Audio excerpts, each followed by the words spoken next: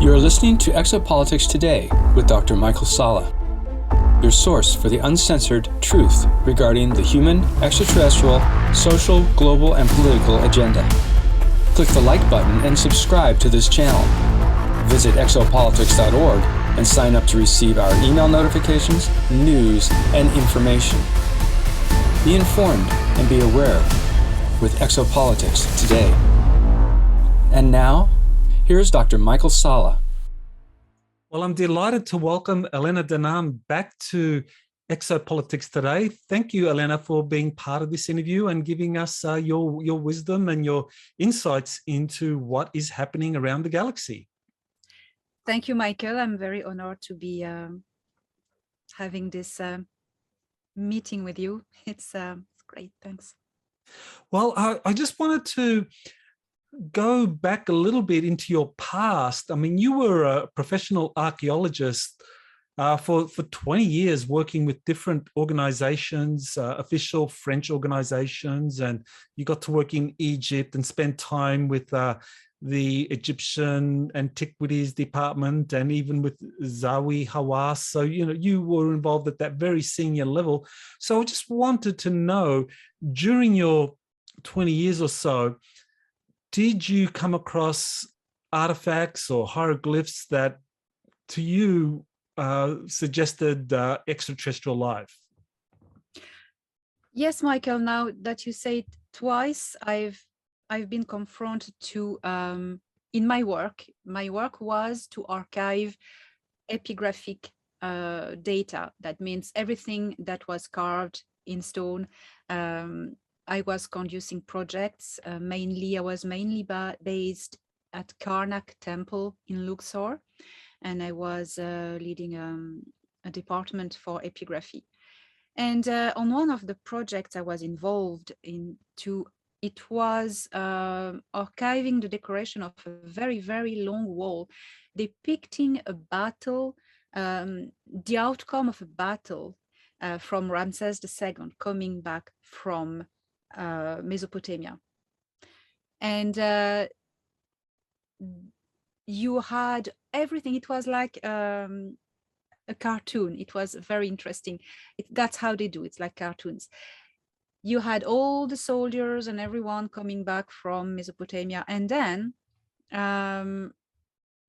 you have among the prisoners taller beings, taller people dressed with long dresses, and they had high skulls. They weren't wearing any hat. You could really see it was their flesh, their head. It wasn't the Akhenaton style where it's more backwards. No, these were like cone heads. And it was very interesting and disturbing because they had cone heads and wider eyes, and they were taller. So, and it wasn't written who they were. And later on, really studying that really reminded me, these were people coming from Mesopotamia, and it was ancient time. And oh gosh, they really look like Anunnakis. Wow. Okay. Really, really, really, really. And that was something that really struck me. And these people with cone heads are depicted a few other places in Egyptian reliefs, stone reliefs. So it's stone carving. So it's quite interesting. Mm-hmm. And they would all either be priests or coming from abroad, especially from the East. It's very interesting. So we've heard those stories of Akhenaten and Nefertiti having these big cone heads. So you came across materials showing that was actually common. I mean, that there were a lot of beings that were like this, that had that kind of unique physiology. Yes, and what was interesting is that the Akhenaton family, it's not the same shape of skull. It's another backward shaped skull, but not the same as those from Mesopotamia. It's more vertical like this. Akhenaton, it goes a little bit backwards. It's more like a gray shape, Akhenaton, and they look very much like a certain race coming from Orion, the Agaroth, who are benevolent beings who have this kind of shape. So yes, it was very, very interesting. Yeah. Did you ever study the Abaddos Glyphs? You know, those glyphs that show the spacecraft and the tanks and the aircraft. Did you ever study that? So yes, I've been to Abaddos. I haven't worked there, but I've seen these reliefs. I've worked in Dendera, where there is this famous helicopter-like.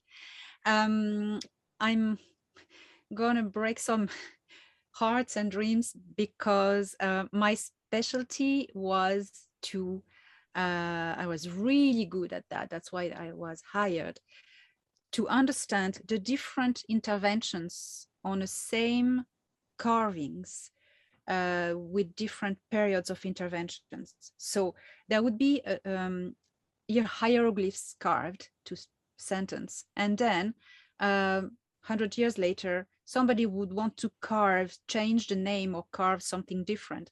So they would plaster it and sizzle it and recarve it. And with time, the plaster goes and you have both reliefs, just one in the other, and it doesn't make sense anymore. These two places you are talking about, it's recarvings. So it looks weird. It looks like flying saucers or helicopters. In fact, it's two sentences. When you take the sentences, you actually read the sentences, you understand that these are hieroglyphs just superimposed. And so although I am very much believing in extraterrestrials, as you know, on that one, I may say it's not. Okay, all right. Well, that's sorry important. For that. That's okay. I mean, the truth is always important, no matter, even if it doesn't go with our prejudices or desires. I did want to ask about the Ra material, the famous channeled material, talking about Ra, saying that the Confederation of Worlds actually helped Egyptian society build or flourish around 3000 BC or earlier. I mean, I don't know the exact time, but the Ra material refers to that. So again, with your professional background, did you come across anything suggesting that Egyptian society had been helped by a kind of Confederation of Worlds? Well, I haven't read yet the Ra material, but this makes totally sense for me. There is I know from my extraterrestrial contacts that Lyran humanoids were involved also in Egypt at that time. They brought a lot of technology.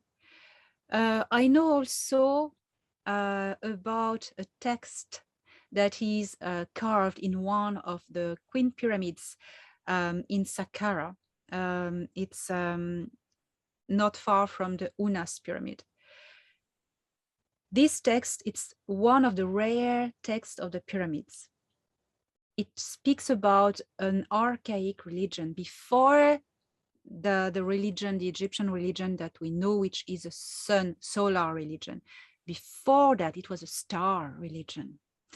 And there is a text that talks about the whole mythology of Osiris and Set and Ra and everyone.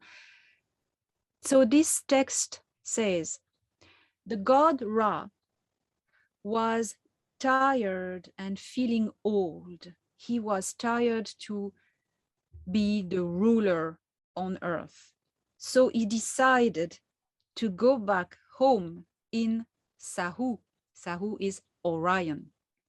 He decided to go back home to Orion, and he wanted to leave his successors the rulership of the land of Egypt.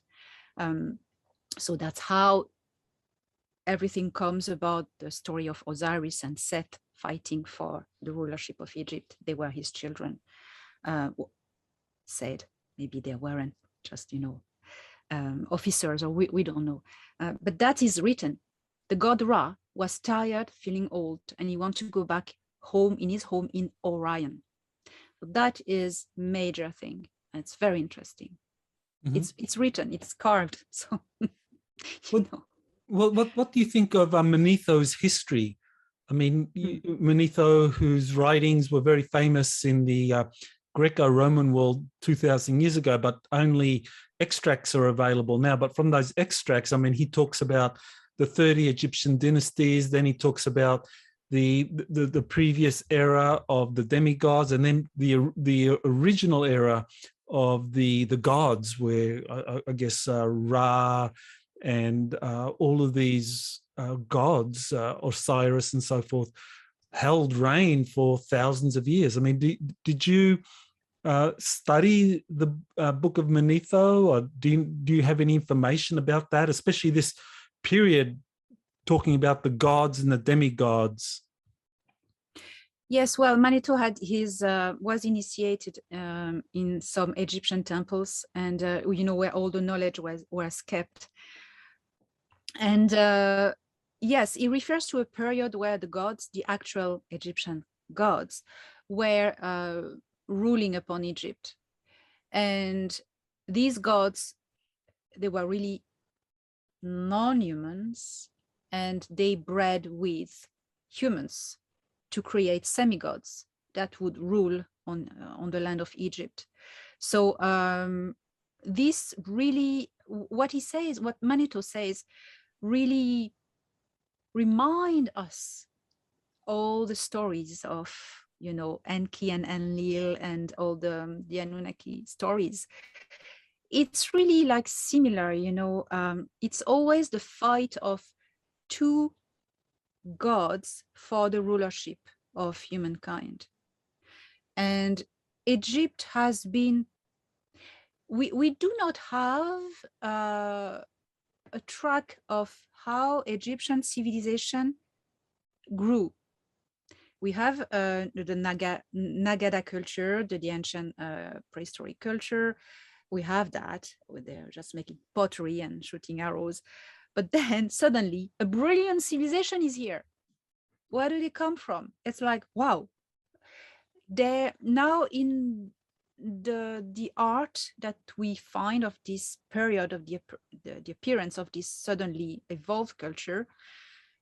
It's very Mesopotamian, and they are white skinned, they are Caucasians.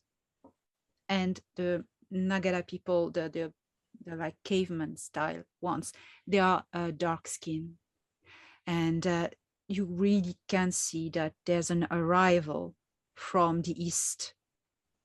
And that is something that we can keep in mind. So they import the myths as well. They import the memory of the stories of their gods, and all the symbolism, it's very interesting. Just to generalize, and maybe this is something you can clarify, with the Egyptian civilization, it's deemed to have just sprung up around 3100 BC.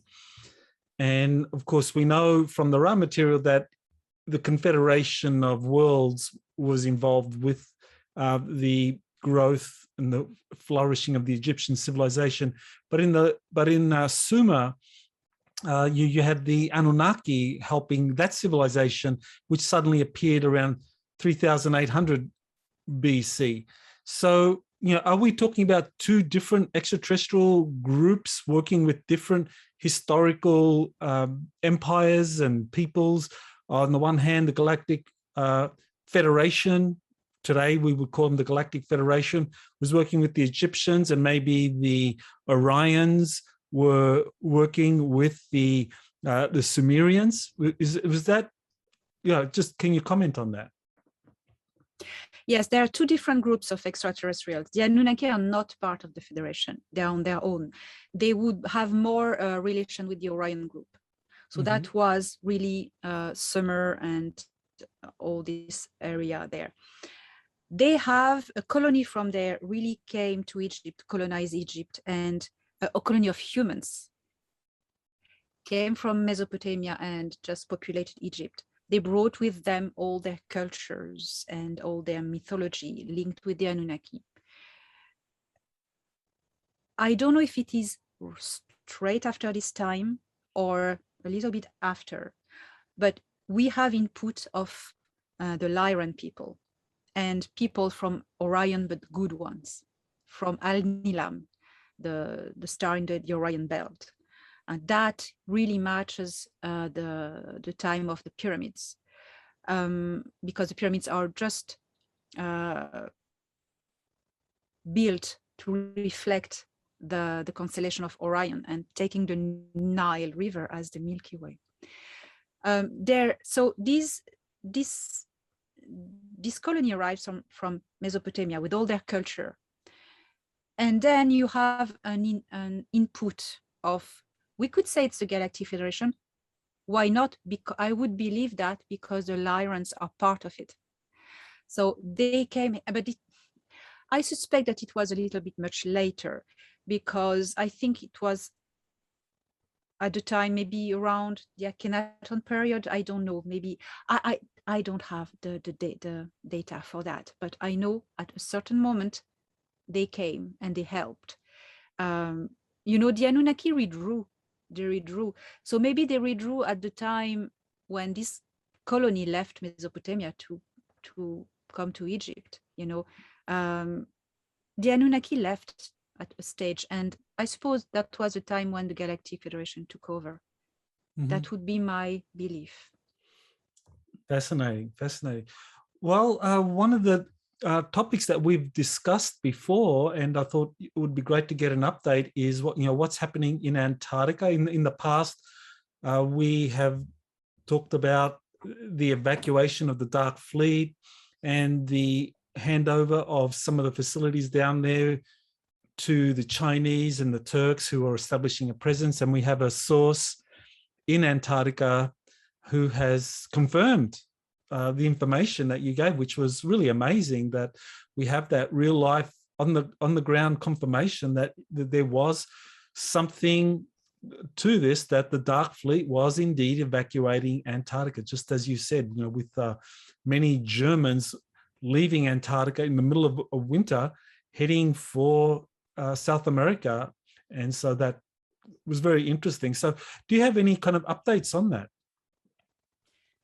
Well, the last updates I had is that there's a portal at the South Pole. But by this portal left all the reptilians and the high-rank officers from the Dark Fleet. All the workers left, as we know, by boat. This portal was a big, big prize to get for everyone. They all wanted it. All the governments knew that there was a portal in Antarctica, but it was held by the Dark Fleet. Since the Dark Fleet had gone, everybody just rushed to take it, because this portal was an access to other worlds. And you like to own an interdimensional portal anyway. Mm-hmm. So, but then I got this intel that the Earth Alliance, who were the one who kicked the Dark Fleet out of Antarctica, had found this portal and had secured it and deactivated it. They deactivated it. That happened in the 2 weeks maybe after Antarctica was freed from the Dark Fleet. So this portal is closed. The thing is, regarding to portals, that's very interesting, because there are portals anywhere. You can create portals when you have the technology. But when you have the technology, you can create a portal that will be temporary and quite small. But there are bigger portals who are kind of natural wormholes that can be either found because in nature there are some, or either created with a really bigger technology and maintained. These portals, either the natural ones or either the ones who are created, they are everywhere. So it would be a bit of a nightmare to try to find them all, to just lock them up, all of them. That's quasi impossible. So what the Galactic Federation has been working on for a while is to find the frequency key that activates and closes these portals. So in May 2021, I had this sudden connection with Thorhan, who is my contact in the Galactic Federation of Worlds. They were on a ship in the orbit of Jupiter, well, out of Jupiter, like very high orbit. And there was a portal there. And it was the first time in my life I could see this through Thorhan's eyes, because when we are in telepathic contact, I can see what he sees. And he looked at the screen, and I could see floating in space. It was like in Stargate movies, exactly the same, like a circle. The edges were a bit blurry and wavy, and inside there was a liquid, kind of bit still, but you could see it was a liquid. There was a little bit of waving on it. It was dark blue, a little bit purple. And he said that this portal is locked to Aldebaran, and they're trying to find the frequency key to shut it down. And they are studying it, trying to find the frequency key, which they found recently. So when I had a chat shortly after that with Tony Rodriguez, I didn't tell him about the portal first, and he said he was telling me his memories privately, and he said, "Oh yes, and there was this portal between Jupiter and Saturn that we used to go through with the Dark Fleet to go to other places." And I went, "What?" I heard other people as well talking about this portal. So this one is closed. That's what they tried to do, to find the frequency key to just broadcast it and just shut the portals. That's what I've been told. So the portal in Antarctica that the Dark Fleet and the Reptilians used to escape the Galactic Federation and the Earth Alliance, where did that portal take them to? Did that take them to Aldebaran? Did it take them somewhere else?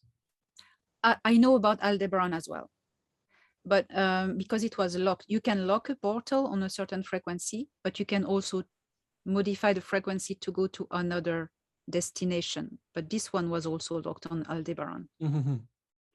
Well, Antarctica is a really big place. I mean, bigger than, I think double the size of Europe, and almost double the size of the United States. So it's a big place. So, is it possible that that the Draconians and the Dark Fleet might still have outposts in different places in Antarctica? They're hiding or did most of them leave with what you saw and what Thorhan reported? Well, of what I have understood, there is none left. Mm-hmm. If there are at least no humans, Dark Fleet personnel, if there are some entities left, it may be maybe reptilians who decide to stay in the ground. Mm-hmm. But all human personnel have left. I haven't been told that there were some Dark Fleet personnel, even reptilian, left. Maybe, but if there are, I haven't been told. So I wouldn't say there are some left. But that was one of the things that you heard, was that as they were leaving, that there was a handover to China and to Turkey, that the Chinese and the Turks were allowed to come in and take over these Dark Fleet facilities. Yes, because it created a vacuum. Mm-hmm. And the technology that was underneath, and the resources as well. There's a lot of natural resources underneath Antarctica, and there is a lot of underground caverns which are very warm, because there's kind of volcanic activity. It's very warm under there, and there's a lot of things going on. Well, were going on. One of the things that I remember about interviewing others about Antarctica and the facilities down there was that the Dark Fleet worked very closely with something called the Interplanetary Corporate Conglomerate. Others have talked about a consortium of corporations. So that would be very interesting. If the Dark Fleet were leaving, why would they have handed over to the Chinese and the Turks rather than to this kind of interplanetary corporate conglomerate, or what? Yeah, maybe if you can cast light on that process. Because I believe it's because the Interplanetary Corporate Conglomerate is taking a hit as well, because for two reasons. They are strongly based on Mars, and Mars is being really hammered at the moment by the Federation and the Martian resistance. And that's one. And it's going very well for the good ones. And second, we may talk about these agreements on Jupiter to prepare the future of the star system, in which the ICC, Interplanetary Corporate Conglomerate, has no place in it. Interesting. So that would be maybe why they weren't really in a good place in Antarctica when everything happened. Now I do not have the knowledge of all the little details of which corporations and who are they. I think others have better intel on this topic. Okay, all right. Well, that's certainly a fascinating topic, and we are going to come back to Jupiter and the different groups that were part of those meetings. But I just wanted to kind of like progress slowly. So, going from Antarctica now, let's go to the moon, because I think you've covered the liberation of the moon. And one of the things that I've come across in the past was there was a joint Dark Fleet, Reptilian Grey facility that was trapezoid in shape. And different people have described being taken there, this trapezoid Dark Fleet base. So is that one of the bases that was newly liberated with the Dark Fleet leaving the moon? Yes, that happened on the month January and February 2021. The Galactic Federation and the Earth Alliance fleet, I didn't know much at that time. I knew it was a fleet from the Earth Alliance, really liberated the moon, kicked the Greys. What Thoron told me at the time, he said, we are fighting to kick the Orion Greys from the Nebu, from the moon, all the facilities that they held with the Reptilians and the Dark Fleet, but it was mainly owned by the Nebu. We are liberating these facilities and kicking the Nebu out of the moon to give the moon back to the people of Earth. So there's been a long conflict of about 2 months going on there, because the Greys wouldn't leave. And it's very difficult to fight underground facilities, because you cannot bombard them. That doesn't do anything. You'd need to work underneath by the underground operations. It's very difficult, and get them out. And once they're out, you can really shoot them. That's what's happening on Mars. So that was going on for a while. The Greys wouldn't want to leave the moon. It was very important for them. It wasn't like, it was very interesting, this resilience and determination of the Greys, the Orion Greys, to keep the moon, because the moon was extremely important for them to control the Earth. It was very handy. It was just in orbit. But it wasn't just about slave facilities and mining. It was a direct control upon Earth. Because, these Greys, Nebu, they had a very old machine on the moon that was broadcasting very low frequency waves to Earth to really numb everyone and put everyone down, very locked in a low vibration. that has been taken by the Federation and the Alliance. It's gone. It's been dismantled. And Thorhan really told me the word dismantled, put apart, and not destroyed. And so that doesn't exist anymore. And the moon is back to the people of Earth. And what he said to me is that now we've done our job. We've removed the invaders from the moon, and now the moon is yours. What you do with it, you blow it up, you fight for it. It's not of our concern. You're responsible of it now. So there may be really a fight from the corporations now to own the moon. I don't know, but that would seem. But that's about the moon, what I know. Very interesting. Okay, so with the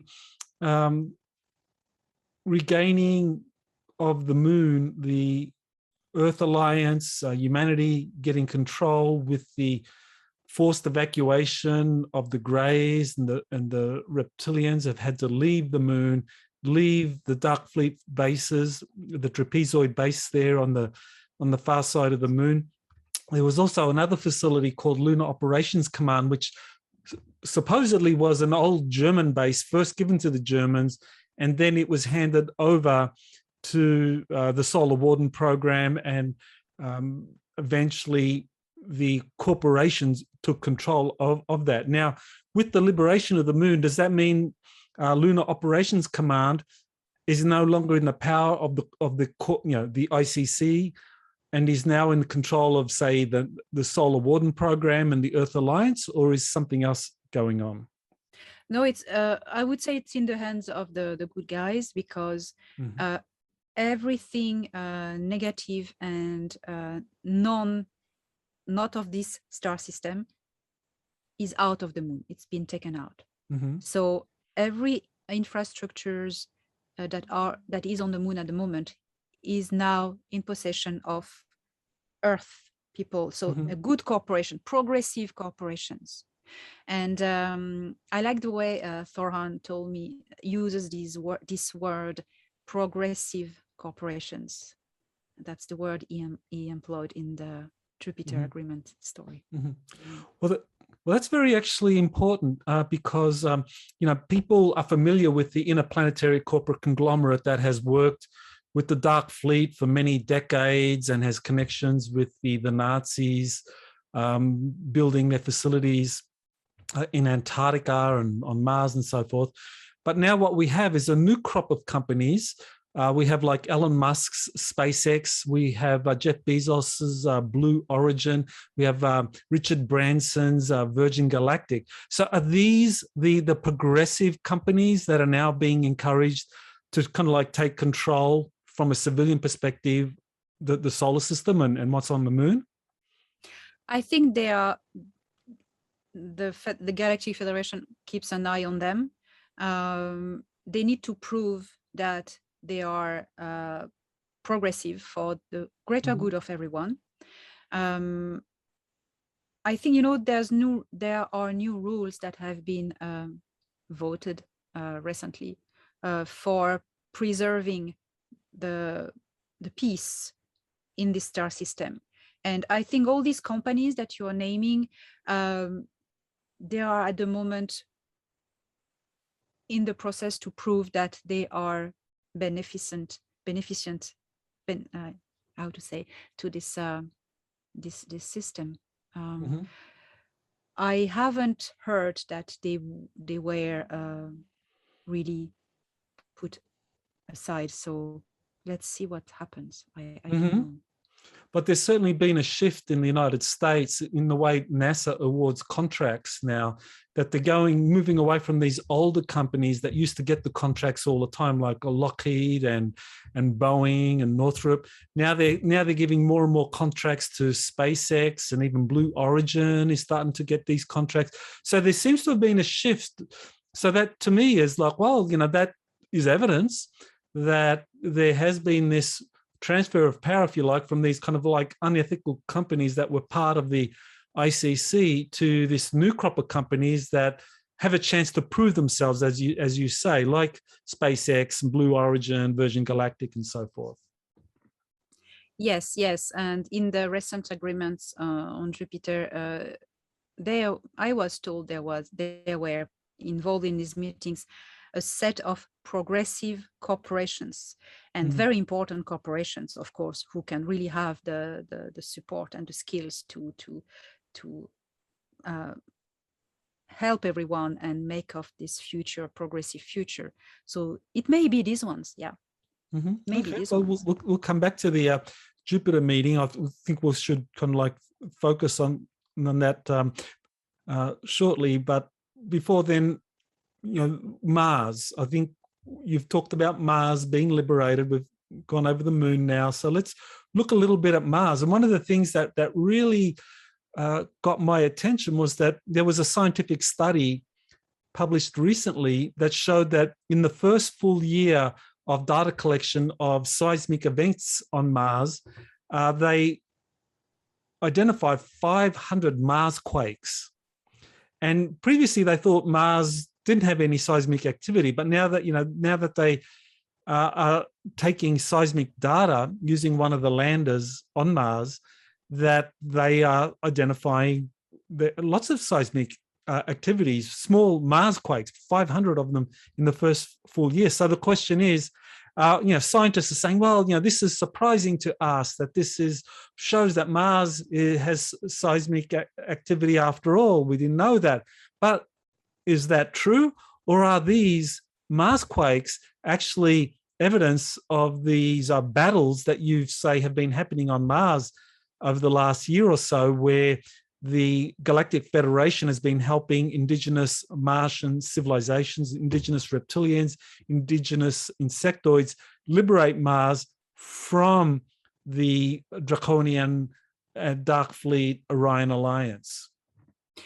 Well, I suppose Mars, as a lot of planets, have a natural seismic activity, but what you're talking about is something really abnormal and really more than what it should be.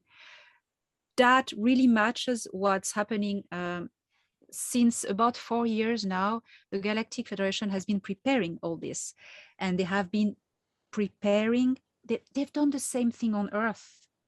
They've been preparing the locals to stand for themselves and liberate their own world.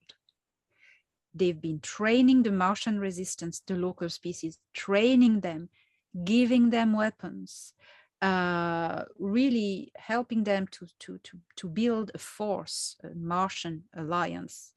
Actually, it's actually a Martian alliance, like we have the Earth alliance. And they really motivated these people. There are two main species. Well, there's a lot of life on Mars. There are 3 species I've been made aware, which are 2 are not really from Mars. They've been imported there since a long time. A reptilian species that has nothing to do with the sea cars, the others. A reptilian species and insectoid species, which parts into in different groups, but they're all insectoids. And then there is, I think, a local life form, which is a kind of big worm, between a worm and salamander. It has little paws. They call it the burrowers. So these beings are being used either by the resistance or either by the reptilians. You just have to catch one and tame it. So they're just basic life forms. The reptilian Martians are those who really are more advanced, intellectually, and lead the resistance. They've been so trained, and since 4 years now, they've started little raids to just blow up structures, but it was little things. Since when was it? April 6th, when I had this news from Toron, April 6, 2021, when I connected with him, and because there was real tension that happens when he's tensed, he was in orbit of Mars, involved in a raiding Mars. It was he was saying we've started raids on Mars. And parallel to that, the Martian resistance started also operations in the undergrounds. And that because that's where it happens, helped with the Federation. It's exactly like the Earth Alliance cooperation, military cooperation. So they were really shooting and bombing in the undergrounds, the Reptilian and the Dark Fleet facilities, you know. So that really corresponds to the seismic activity that that is linked, surely. So, well, I know from my own research, there are kind of 3 different human type facilities on Mars that have been built since the 1940s. Of course, the Dark Fleet facilities, they were the first. Then there were the ICC facilities, the corporate facilities that build advanced technology using captive human slaves that are exploited. And so they have these big bases throughout Mars. And I know Tony Rodriguez says he was taken there and spent a little bit of time at one of these places and was tested there. And the third are these kind of like military mercenaries that are recruited on Earth from the different military branches and sent to Mars to provide protection for the ICC facilities. And Randy Kramer, I interviewed him back in 2014, and he says he served in one of those, and their job was to fight against the indigenous Martians, the indigenous reptilians and insectoids. So if the Galactic Federation is helping the indigenous reptilians and insectoids free their planet, so are they just attacking the Dark Fleet facilities, or are they also attacking, the corporate facilities and these kind of mercenary military forces belonging to the Earth? Well, everyone, actually. They attack everyone that is working with what they call the Dark Alliance. It's a triangle, the Nebu Orion, the Sika Reptilian Empire, and the Dark Fleet.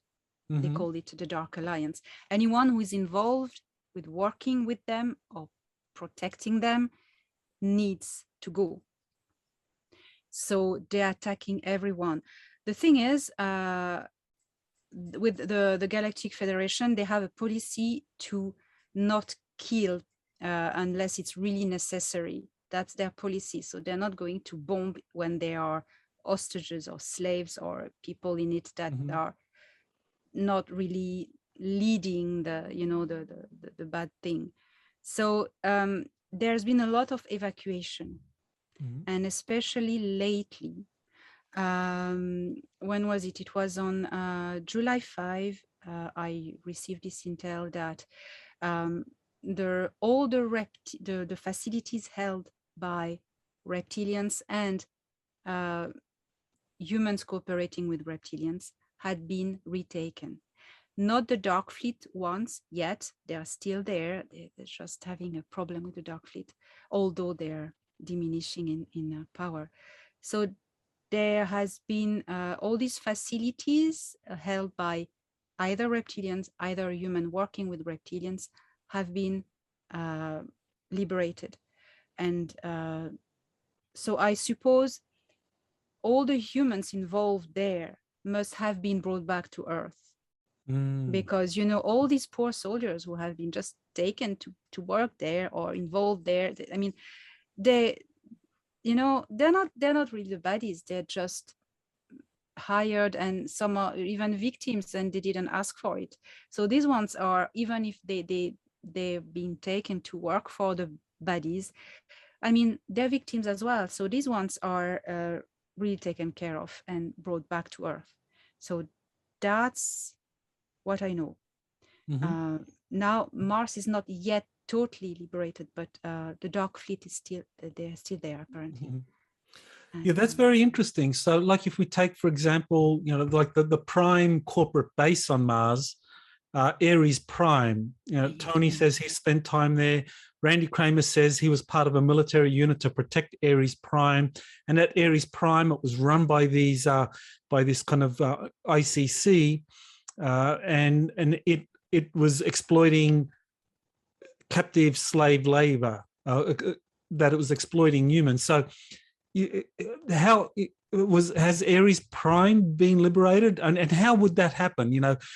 What would the liberation of Ares Prime look like with these indigenous reptilians and insectoids coming in? Would it be like just overrunning the facility, evacuating all of the human slaves to Earth? All of the military defenders are told get back to Earth, and the corporations basically lose everything. Well, the Federation lets the local doing the heroic acts of liberation. Of course, they're helped, but and supported, but all the evacuation is performed by the Galactic Federation. And I wouldn't be surprised if the Earth Alliance helps in the process. Well, they have enough to do with Earth already, but how this would look like would be just the resistance rushing in, and once combat is really engaged, the Federation just steps in and evacuate everyone. And there is a reassignment of the facility. Now, who's gonna have it? I don't know. Probably the locals. Mm-hmm. I don't know yet how that's going to turn out. Okay, well, that's very important then. So that means that in the over 70 years of human colonization of Mars that was done secretly, first through the Dark Fleet, the Interplanetary Corporate Conglomerate and so forth, that a lot of that is being kind of like undone. A lot of the humans are being forced to leave, and the indigenous Martians are now taking control of their planet. And that's the liberation that's happening on Mars right now. Yes, it's happening on Mars right now as we speak. We speak. Mm-hmm. And it is exactly the same plan as it's happening on Earth. Mm-hmm. The Federation training, giving technology, helping the locals to build forces, Mm-hmm. to be able to fight the enemy. That's how they do. Interesting. On Mars as well. Mm-hmm.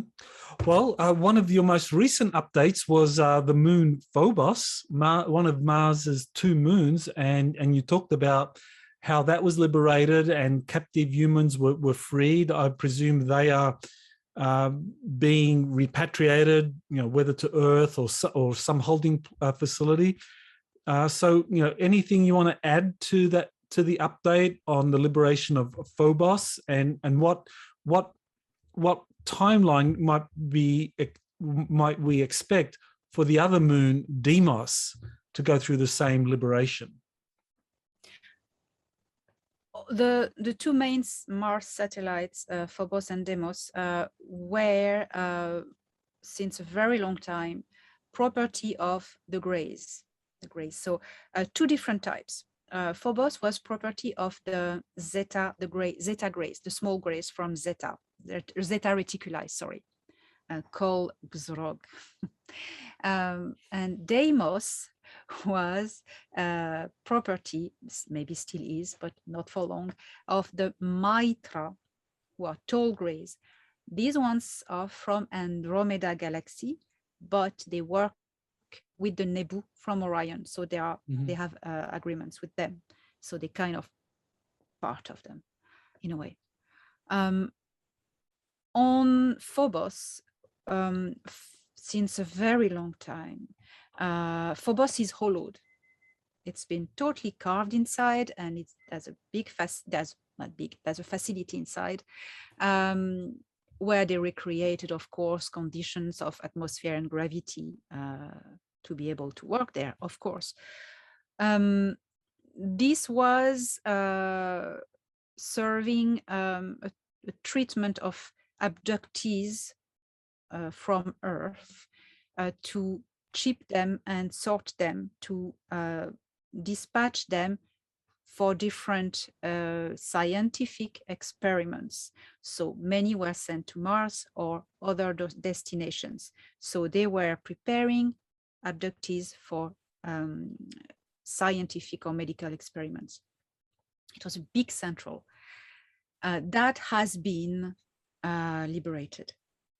That I got this intel the 24th of July, very recently, that finally all the slaves, well, the abductees, they were not really slaves, I would say, abductees were taken out, and then they could really attack it. It's very difficult, what Thoran told me, is because these operations are very highly sensitive. They cannot just come and bombard it, and kill the enemy. Everywhere they have human hostages, everywhere.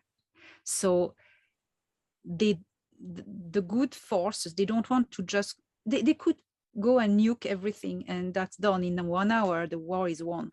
But how many casualties? That's wrong. So they try to liberate as many people as they can. So that's what they did on Phobos, and then took over. I don't know the details of the operations, but that's what happened. So Phobos is now in the hands of the Federation to be given in a later time to whoever corporation or military force will take care of it from Earth. The next operation in this is Deimos, the other satellite. So it's imminent, if not happening as we speak. There are slaves. That's sorting facilities, it's a small sorting facilities for slaves. The Mitra are very much involved in slave trafficking, galactic slave trafficking. They do a lot of profit with this. So they hold this one, and they trade to other species, slaves from Earth. It could be like a slave market, I would say. But that's not funny. Yeah, that's in the process. I think it may happen now, because I know Thoran is very in the middle of big operations. Next step, I can tell about it. It's Ceres colony and Saturn. There's a lot of bad stuff on Saturn. The Nebu have hold facilities on Saturn. And I think the Dark Fleet is involved as well on Saturn. There's a lot of bad stuff that's going to be big thing, Saturn, big thing. They haven't yet started, I know. Ceres, it's very sensitive because there's a lot of civilians there, and they cannot attack because, Ceres was at the start Nebu Gray owned facility, and they shared it with the Dark Fleet. Now it's a shared facility with the Dark Fleet. They work together, and so it's very difficult. Ceres is really something they were really reluctant to do because they need to secure all the civilians. It's difficult, but it's in the plan. That's what I know for the moment. So with regard to Ceres, I mean, of course, that Tony Rodriguez says that he was based on Ceres as a slave for the Dark Fleet for, I think, 13 years, operating on some merchant ships there.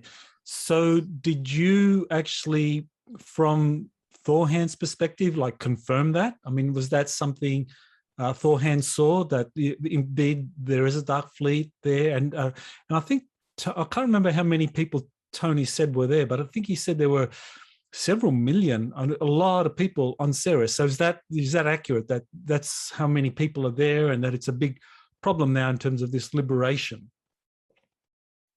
I didn't have the number, but I know it's a lot. And the number of civilians, it's really packed there. It's a problem for conducting any operation on Ceres, but it's in the plan. Yes. How did I learn about Ceres? Last year, I hadn't had a news from Thorhan for a few days, and when he reconnected, he was coming back from a mission in the asteroid belt, and I said, "How weird." And he said, "Yes, we went there to liberate hostage someone important from the Federation, a woman that was taken there in the asteroid belt, and he named Ceres, and he said that they have slaves and they take people there, they capture people and they bring them there. And that's how I learned about Ceres being held by the Greys and people being taken as hostages. It's only recently that he told me that it had been, you know how he told me that this planetoid was shared with the Dark Fleet? It's when we got to speak about the domain. It's the domain having, regarding to the book that's been written that we all know, Alien Interview, that the domain had a facility, a very important base in the asteroid belt. And Thoran confirmed that it was Ceres. And he said, yes, but now they gave it the share of it with the Dark Fleet. I think he told me since the 1940s or something, you know, these years. And that's how I learned in the conversation that the Nebu decide to share with the Dark Fleet the facility, but it's way more older than that. Mm-hmm. Well, that's fantastic. That corroborates what Tony says that he experienced for 13 years as a slave on Ceres through the Dark Fleet. So that's very helpful. That.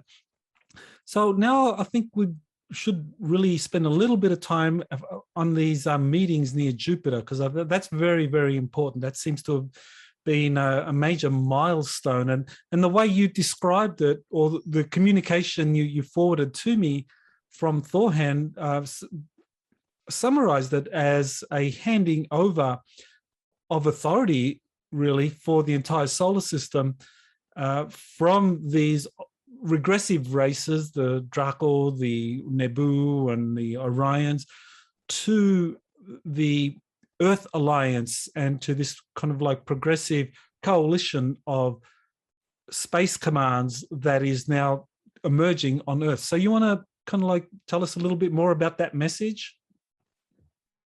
Yes, sure. I always knew there was on Jupiter that this from Thorhan, a facility that it's huge. It's really huge. It's held by different positive entities. You have the Ashtar Galactic Command, and you have the Galactic Federation of Worlds, and you have also the Council of Five. But it's mainly held by the Ashtar Galactic Command, the positive one. And the Federation has a diplomatic space in it to conduct diplomatic negotiations, because it's like a neutral ground, of what I understand. So that was happening there. And this is it's like a floating city in between layers of atmosphere of Jupiter. It's huge, really huge, amazing. So what it was on, July 14, I got this telepathic connection, let's say, with Thorhan. He was on his ship, and I say, where are you? He said, I'm on orbit of Jupiter. I'm just escorting officials of the Federation to important meetings on Jupiter. And I say, what about these meetings? He said, I'm not allowed to tell you exactly all about it now, but he told me afterwards, a few days later. He told me everything about it. He said that the agreements are complete. And so what was it about? He said, high representative of the Galactic Federation of Worlds have been meeting in a series of meetings during many days, Earth representatives of space programs, space forces, different space forces, and different progressive corporations. That's when he used the term progressive corporations. They have been meeting to decide who will manage to who will manage the safety zones in this star system. And so it didn't really say too much about safety zone. I just record the word, okay, safety zones. But then you told me, you, Michael, told me about it afterwards. It was quite mind-blowing. So safety zone. So there was a series of meetings with representatives of the Federation, aliens, and Earth representatives, leaders of secret space programs, and some corporations, big corporations, but progressive ones, to decide to remap the star system and to decide who will take care of what and the future of the star system in a progressive way, and the security, the safety of this system by safety zones. And he said that there are 14 countries who have a space program, and then 8 were selected.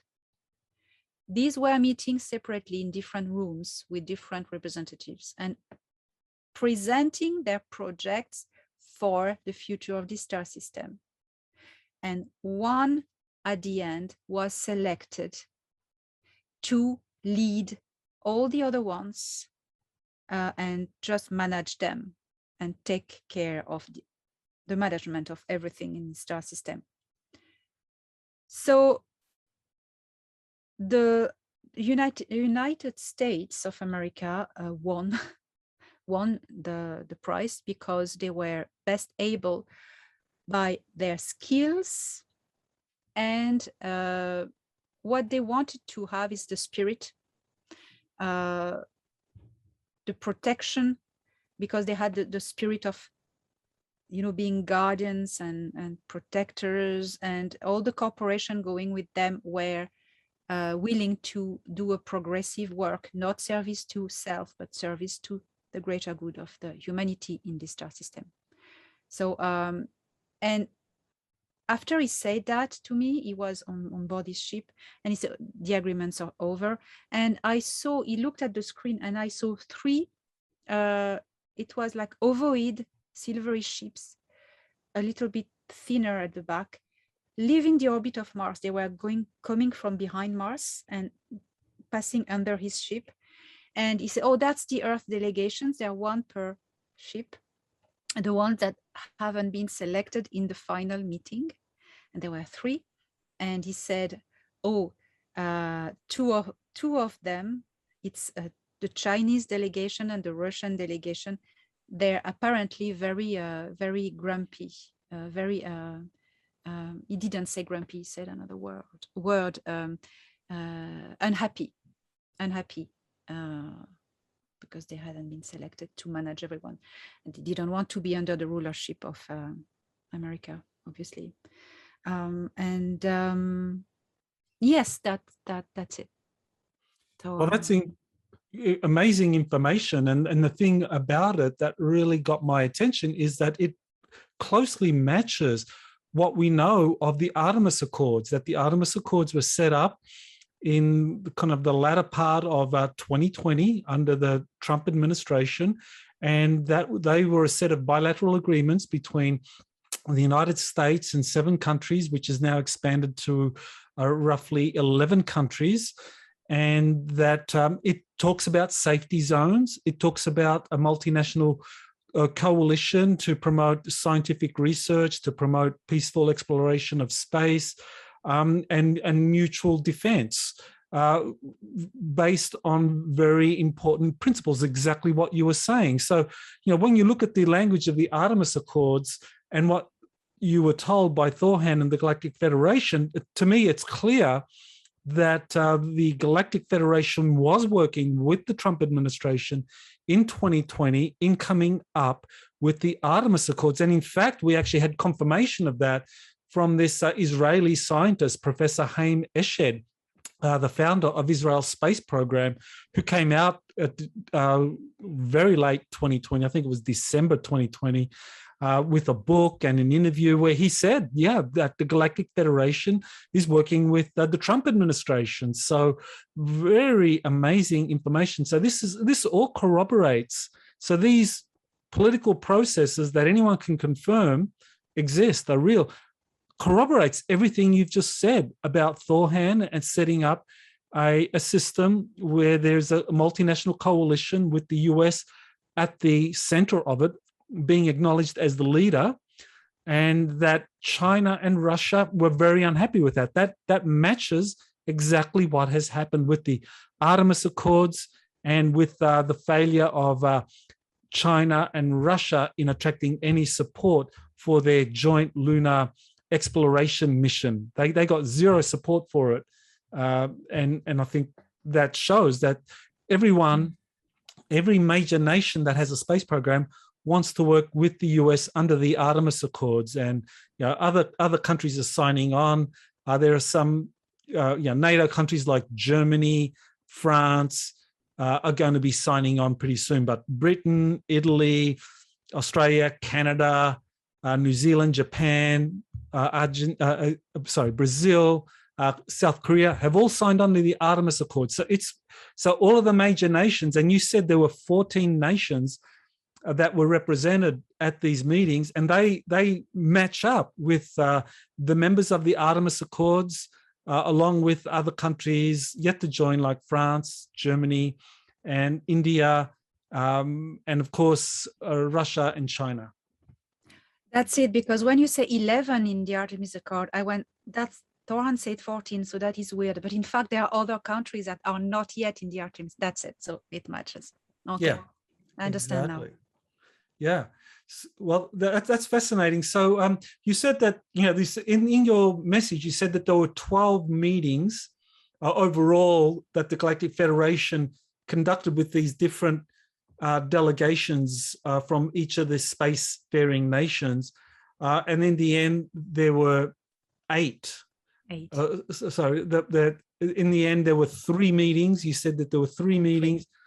And that there was a kind of like the final meeting had six nations represented in the final meeting, but you said that there were kind of like maybe you can clarify there. The final 3 meetings, there you had the final 6 in the last meeting, and then there were like, was it 8 or 9 in the other 2 meetings? Russia, China being a part of that.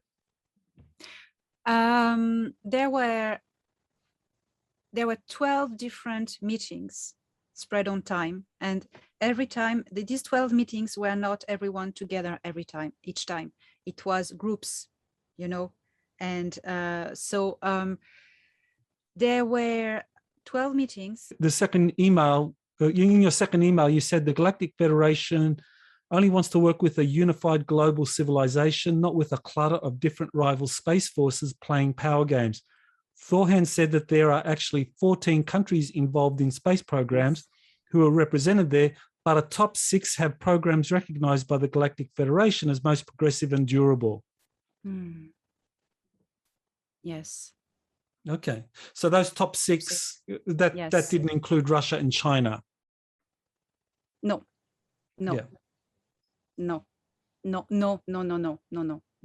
Mm-hmm. It's very important, because that means now we are truly entering into a kind of like a Star Trek future, if you like. Yes. That we have a multinational space coalition that's been created, and the major nations.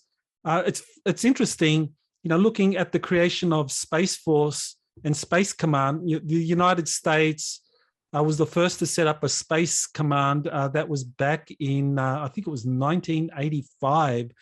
Then Russia, France set up a space command in, I think it was 2005. And then China set one up in 2014.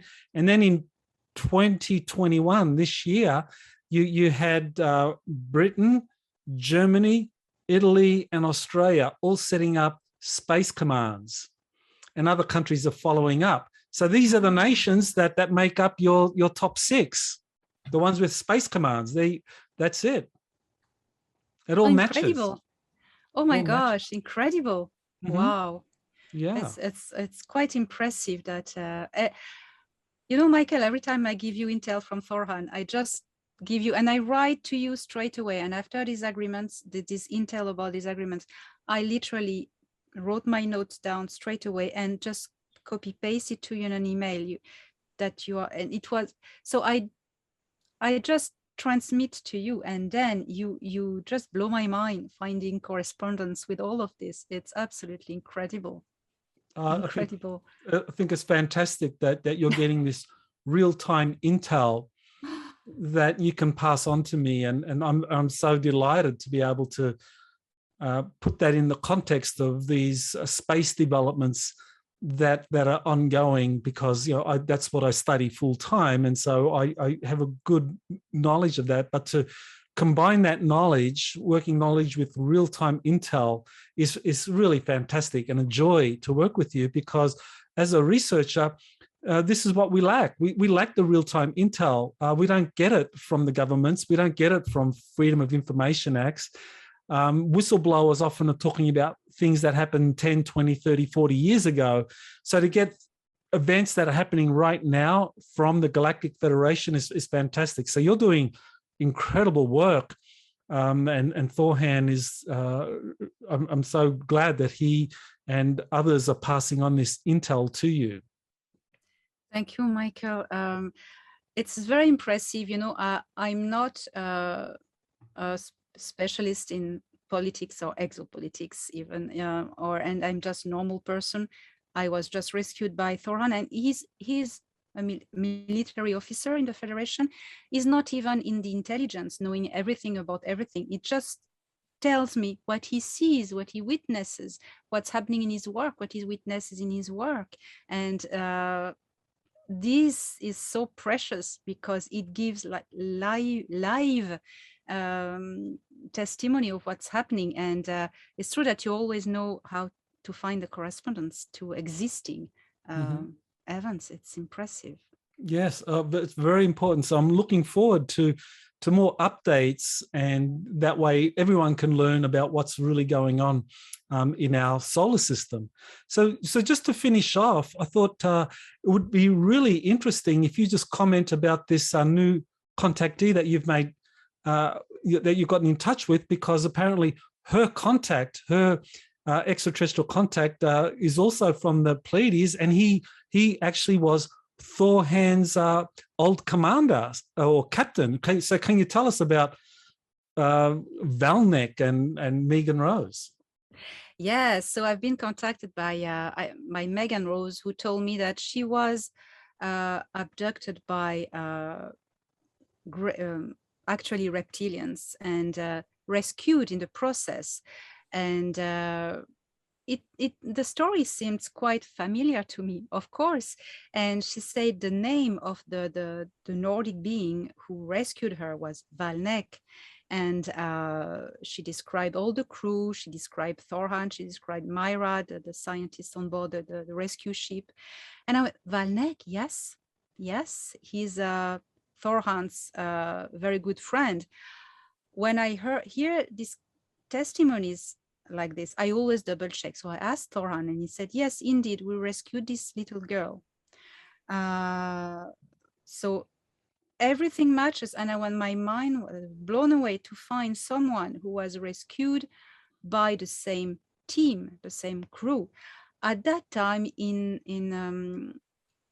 few decades ago, and until quite recently, Thorhan and his team were rescuing a lot children and abductees, especially children. It was their work. They weren't the only crew. There were several other crews who were doing that, other ships. Valnek has been, until recently, ship captain. He was the captain of the ship, and Thorhan was pilot on board. Then Valnek got promoted commander, fleet commander, and Thorhan became ship captain, and then until Thorhan was promoted commander as well recently. But Megan Rose, it's very impressive because she described to me exactly the interior of the ship and things I haven't even put in my book. Things I know because I haven't put all the details. So I really knew she was really, really honest and describing the same people, the same ship.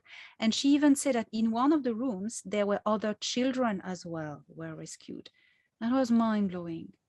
So, and shortly after that, I received an email of a third person, a woman who said, I've been rescued as well. But I was abducted by Grace and I was rescued by a team of Nordic beings. And one of them came to me and he said, my name is Valnek. And that was mind-blowing. So it's testimonies of people who have been rescued by the same crew who rescued me.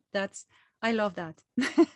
That's incredible, because now we're getting multiple corroboration for your own story from these other people that are independent, and they're citing experiences that match what you've had, and without using any kind of public database, because you haven't written about Valnek, and here you have two people now coming forward telling you about Valnek, the old commander of Thorhan. So that truly is amazing. So by finishing off, why don't you tell us about how people can get in touch with you, any kind of upcoming events you have, any kind of special things that you want to promote? Thank you, Michael. So people can join me, find me by my YouTube channel, Elena Danaan, where I put all my updates, interviews, Q&As, videos. You can find all about me there. I have a website, elenadanaan.org, where you can find services on there and my books. And otherwise, my book, Gift from the Stars, I think I have it, where I write my story, available on Amazon. Fantastic. So, and you have you're working on a second book. Can you tell us when you think that'll be ready? It's going to be ready early September, if not the first. Wow.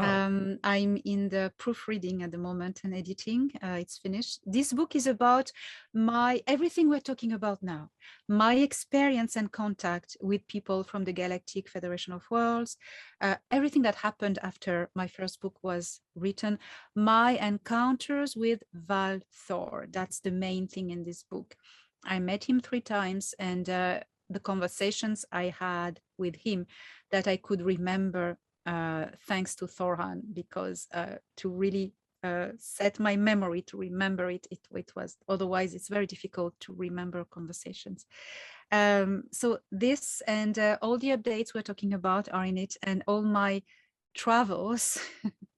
I haven't traveled a lot in this star system, but I've had some travels. So all this, all about this, the more lively experience that I share with everyone. So soon. Well, thank you, Elena, so much. And you truly are a gift to humanity. So thank you and aloha. Aloha, Michael. Thank you. So that was Elena Danaan giving us her fantastic information about what is happening in our solar system. And truly, we are at the dawn of a new age. And so I decided that for my next webinar, I'm going to be focusing on our Star Trek future. So I'll be putting out a notice with information about that. And what we are witnessing right now is the unfolding of a very long-term plan for creating a multinational space coalition around the US, which matches very closely with what Gene Roddenberry envisaged in his original idea of Starfleet. So I'll be going into that in this upcoming webinar. Information you can get from my website. So thank you for listening, and don't forget to subscribe to Exopolitics Today.